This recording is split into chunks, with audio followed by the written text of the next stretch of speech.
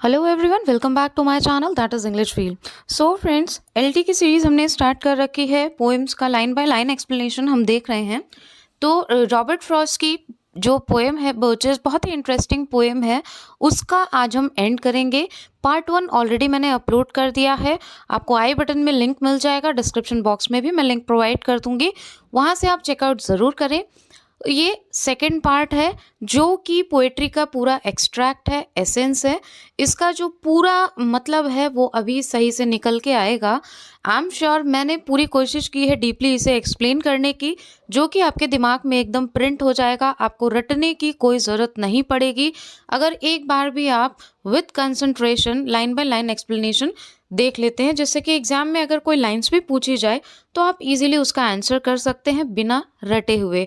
So without making any delay, let's start the second part of Robert Frost Birches. सो यहाँ पे जो poet है वो बात कर रहा था कि कितनी सावधानी से, किस तरीके से बर्च ट्री पे वो चढ़ता है, किस तरीके से ही केप्ट हिज पॉइज, अपना बैलेंस बना के रखता है। ये थोड़ा सा मैं आपको फ्लैशबैक में ले जा रही हूँ ताकि आगे की जो लाइंस हैं उनसे आप कनेक्ट कर सकें और समझ सकें कि कहाँ पे हमने फर्स्ट पार्ट छोड़ा था। ठीक है, और किस तरीके से कप में, उसके ब्रिम तक, कप में उसके एज तक हम कितनी सावधानी से उसको फिल करते हैं ताकि वो अपनी बाउंड्री से बाहर ना हो जाए। टी या कॉफ़ी, उसका एक एग्जाम्पल दिया है पोएट ने। उसी तरीके से वो जो बॉय है जो स्विंग कर रहा है वो भी इस चीज़ का ध्यान रखता है कि कहीं एक्सीडेंट ना हो जाए, कहीं वो गिर ना जाए। तो उस तरीके से वो सारी ब्रांचेस पे अपना बैलेंस बनाते हुए अपने इस गेम को, स्विंगर ऑफ बर्चेस को, वो एक बहुत अच्छे तरीके से एंजॉय करता है। तो अब आइए आगे बढ़ते हैं और इन लाइंस पे थोड़ा सा कंसंट्रेट करते हैं। तो यहाँ पे बता रहा है, so was I once myself a swinger of birches. तो पोएट कह रहा है कि एक ऐसा समय था कि मैं भी एक स्विंगर था, जो बर्च ट्री था उस पे मैं भी झूला झूलता था। And so I dream of going back to be. और ऐसा ही मैं क्या कर रहा हूँ, अब ड्रीम कर रहा हूँ कि जो मैंने एंजॉय किया होगा उसे मैं फिर से एक बार एंजॉय कर सकूँ, मतलब वो अपने एक बार चाइल्डहुड को फिर से जी सके। It's when I am very of considerations. It's when I am very, very मतलब थका हुआ, परेशान। कंसिडरेशन, कौन से कंसिडरेशन से परेशान है पोएट? मैंने स्टार्टिंग में ही आपको थोड़ी सी इसकी समरी बताई थी, थोड़ी सी इसकी थीम बताई थी, और फिर मैंने कहा था कि आप सारे लाइंस को उससे रिलेट करते हुए लेके चलिएगा। तो I am, it's when I am very of consideration means यहाँ से अब लाइन शुरू होती है एग्जैक्ट, कि जो कंसिडरेशंस हैं, जो अर्ली इतनी सारी प्रॉब्लम्स हैं, ठीक है, जो मोह माया जाल है इस धरती पे, फैमिली है या फिर और भी जितनी चीज़ें हैं, हमारे फैमिली रिलेशंस हैं, जो हम जी रहे हैं, जो रोल प्ले हमें गॉड ने प्रोवाइड किया है, उन सारी रिस्पॉन्सिबिलिटीज़ को हम निभा रहे हैं। तो उन सबसे कभी कभी इंसान होता है कि थक जाता है, समटाइम्स कोई प्रॉब्लम्स आती हैं तो थक जाता है, ठीक है। तो and life is too much like a pathless would.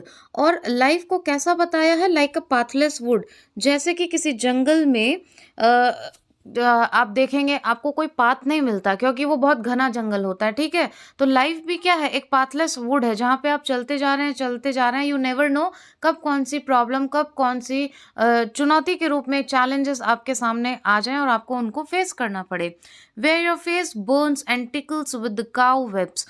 काव वेब यहाँ पे क्यों बोला गया है? देखिए, कई बार ऐसा होता है, कोई ज़रूरी नहीं है ये एक्सप्लेनेशन का रीज़न क्या है। कई बार ऐसा होता है किसी वर्ड को ही पिक करके बता देता है कि ये वर्ड यहाँ क्या रेफर कर रहा है, क्या प्रेजेंट करना चाह रहा है, पोएट इस वर्ड से क्या रिप्रेजेंट करना चाह रहा है। ये सारी चीज़ें बहुत टफ नहीं होती। टफ कब बन जाती हैं? जब हम उन चीज़ों पे ध्यान नहीं देते। अगर आप ध्यान देते हो, एक बार ध्यान से आपने पढ़ा है, तो ना उसको रटना है ना बहुत ज़्यादा उसको समझना है, वो ऑटोमेटिकली आपके माइंड में रहेगी। So where your face burns. Face burns means यहाँ पे डायरेक्टली बर्न से नहीं है, मतलब वहाँ पे आपको बहुत सारे पेन्स लेने पड़ते हैं, बहुत टेंशन लेनी पड़ती है। हमारी लाइफ है, कभी एग्ज़ाम आता है फिर नहीं होता, कभी विज्ञापन आता है काफ़ी टाइम लग जाता है, ये सारी चीज़ें होती है ना। तो ये सारी चीज़ें प्रॉब्लम क्रिएट करती है लाइफ में, टेंशन्स देती है। तो उसी को कंपेयर किया गया, where your face burns and tickles with the cobwebs. Life को किस तरीके का बताया गया, काव वेब की तरह। वेब क्या होता है, एक sorry cobwebs, I am really sorry, sometimes हो जाता है फ्लो में। So it is cobwebs, जैसे कि एक मकड़ जाल सा बना हुआ है, मकड़ी का जाला आपने देखा होगा कैसे स्पायरल स्पायरल टाइप की चीज़ें बनी रहती है। So it's like cob web.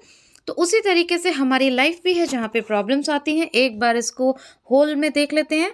So poet भी कह रहा है कि मैं भी कभी बर्चेस का स्विंगर था, अब वो फिर से बर्चेस का स्विंगर उस चीज़ को फील करना चाहता है। It's when I am very of considerations, जो ये जो अर्ली सारी रिस्पॉन्सिबिलिटीज़ होती हैं उन सब से कई बार इंसान थक जाता है। And life is too much like a pathless would. अब पाथलेस वुड बताया है, पूछ सकते हैं कि कहाँ पे रॉबर्ट फ्रॉस्ट ने उसे पाथलेस वुड बताया, तो आपको पता होना चाहिए कि लाइफ को उसने पाथलेस वुड तब बताया है, कौन सी पोएम में, बर्चेस में, right. Way your face burns and tickles with the cobwebs, कि उस तरीके से आप उस जाल में लाइफ की जितनी रिस्पॉन्सिबिलिटीज़ होती हैं, जो प्रॉब्लम्स आती हैं, उन सबको पूरा करते करते, उनको फेस करते करते ये एक मकड़ जाल बन जाता है, जैसे कि एक पाथलेस वुड, जैसे कि जंगल में हमारी अगर हम चले जाएं तो जिस तरीके से हमें कोई रास्ता नहीं मिलता और हम टेंशन में आ जाते हैं, उसी तरीके से लाइफ भी होती है। अब आइए नेक्स्ट लाइंस देख लेते हैं। फिर broken across it and one eye is weeping, right. Broken across it and one eye is weeping from a twig's having lashed across it open. तो ये बता रहा है कि जैसे ट्विग किसे कहते हैं, जो छोटी छोटी टहनियाँ वगैरह होती है जो ब्रांचेस से टूट के जंगल में गिरती है। अभी आपने देखा जंगल का डिस्क्रिप्शन भी आया था। तो broken across it and one eye is weeping, और पेन इतना आ जाता है, इतने चैलेंजेस कई बार हमें अपनी लाइफ में प्रॉब्लम्स फेस करनी पड़ती है, जो कि जो ट्विक्स होती हैं, जो जंगल में छोटी मोटी ये जो ट्विक्स होती हैं, वो जब आँख में चुभ जाती हैं तो जैसे मानो आई इज ब्लीडिंग, कि आंखों से खून निकल रहा हो, ठीक है। I'd like to get away from earth a while, right? I'd like to get away from earth a while and then come back to it and begin over. अब यहाँ पे एक चीज़ नोटिसेबल है कि यहाँ पे पोएट रिटर्न नहीं होना चाहता, ठीक है। ऐसा नहीं है कि जो प्रॉब्लम्स आ गई हैं, जो प्रॉब्लम्स उसने फेस की है, तो वो उसको छोड़ के पूरी तरह भागना चाहता है, या फिर वो ये एक्सपेक्ट कर रहा है कि एस्केप करना चाहता है अपनी रिस्पॉन्सिबिलिटीज से, ही वॉन्ट्स टू डाई। तो ऐसा कुछ भी नहीं है उसके माइंड में। वो बस थोड़े टाइम के लिए यहाँ से रिस्पॉन्सिबिलिटीज से मुक्त होके उस लाइफ को एंजॉय करना चाहता है, ठीक है। इसीलिए बोला है to get away from earth a while, थोड़े समय के लिए, and then come back to it and begin over, और फिर से आके अपनी वही दिनचर्या, वही लाइफ, वही चैलेंजेस फेस करने को पोएट तैयार है, ठीक। May no fate wilfully misunderstand me and half grant what I wish and snatch me away. अब यहाँ पे जो इसकी रिक्वेस्ट है, वो रिक्वेस्ट हो रही है गॉड से कि जो फेट है, जो डेस्टिनी है, ठीक है, विलफुली मिसअंडरस्टैंड मी, ऐसा ना हो जाए कि मैंने जो रिक्वेस्ट की है उसको गलत तरीके से ले लिया जाए, या समटाइम्स कहते हैं ना कि हम बोल कुछ रहे हैं, समझ कुछ लिया जाता है, दिस कॉल्ड मिसअंडरस्टैंडिंग। तो ऐसी मिसअंडरस्टैंडिंग कहीं भगवान भी ना कर दे और वो मेरी विश को पूरा किए बिना ही, मतलब क्या होगा, स्नैच ना कर ले, मतलब कि जो मेरी विश है कि मैं जाऊं और उस लाइफ को थोड़ा सा देख के वापस आ जाऊं अपनी इसी दुनिया में, इसी अर्थ पे, इन्हीं रिस्पॉन्सिबिलिटीज़, मेरे रिलेशंस, मेरी फैमिली। देखिए एक्सप्लेनेशन को आप कितना भी इलेबोरेट कर सकते हो, बहुत अच्छे तरीके से ब्यूटिफाई भी कर सकते हो, but here we have to complete our syllabus also. और मेरी कोशिश यही है कि आपके रिक्वेस्ट के according syllabus time to time complete हो जाए, इसलिए जितनी ज़रूरत है उतना मैं आपको बता रही हूँ, वरना पोइट्री एक ऐसी चीज़ है जिसको बहुत अच्छे तरीके से आप बहुत इलाबोरेट कर सकते हो, राइट। मैटर कि इंटरेस्ट कितना है। Half grant what I wish and snatch me away, तो मेरी विश को जो है हाफ ग्रांट ना करे कि मैं चला जाऊं, मुझे इस धरती पे वापस ही ना लाए, तो मेरी जो जिम्मेदारियां हैं, जो मेरा लव अफेक्शन, जो भी मेरे रिलेशंस हैं, वो सारे यहाँ छूट जाएंगे। मेरी विश ऐसी नहीं है, मैं यहाँ से बस थोड़ी देर के लिए जाना चाहता हूँ और उसके बाद में वापस आके मेरी सारी जो जिम्मेदारियां हैं उनको मैं पूरा करना चाहता हूँ। अब आइए आगे की line, not to return earth the right place for love, ठीक है। तो अर्थ को क्या बताया है, earth is the right place for love. अब देखिए ऐसे क्वेश्चंस बनते हैं, according to Robert Frost which is the right place to love, ठीक है, इन बर्चेस, तो आप बताएंगे earth is the right place. क्यों? क्योंकि आपको पिछला पूरा पता है कि वो अर्थ को ही एक सुटेबल प्लेस मानते हैं, राइट। तो earth is the right place for love, I don't know where it's likely to go better. ऐसे तो बोलने को बहुत सारी चीज़ें हैं, इतने प्लैनेट्स हैं, इतने सन है, ये है वो है, बहुत सारी चीज़ें लोग बताते हैं जहाँ पे जिसको जैसा सुकून मिलता है, जैसा कंफर्टेबिलिटी होती है, लेकिन उनके हिसाब से earth is the right place to love. I like to go by climbing a birch tree. Climbing a birch tree मतलब उनकी इच्छा क्या है कि वो एक बर्च ट्री पे जाएं, ठीक है, and climb black branches up a snow white trunk. और ये जो ट्रंक है, इस ट्रंक पे जाना, जो वाइट ट्रंक है, स्नो वाइट, क्योंकि स्नो की वजह से वो पूरी ट्रंक क्या है, वो तना क्या है, पूरा बर्च ट्री का कवर्ड है, ठीक है। तो वो उस पे जाना चाहते हैं टुवर्ड हेवन, जो कि उसकी जो हाइट है, जो बर्च ट्री की जो हाइट है, जब वो क्लाइम करे तो वो उन्हें हेवन तक ले जाए। Till the tree could bear no more, जब तक कि ट्री जो है, वो जो बर्च है, वो उनका जो बोझ है, जो लोड है, उसको बेयर कर सके। But dipped it stop and set me down again. But dipped it stop, लेकिन उनको वो वापस से वहीं छोड़ दे। कहाँ छोड़ दे?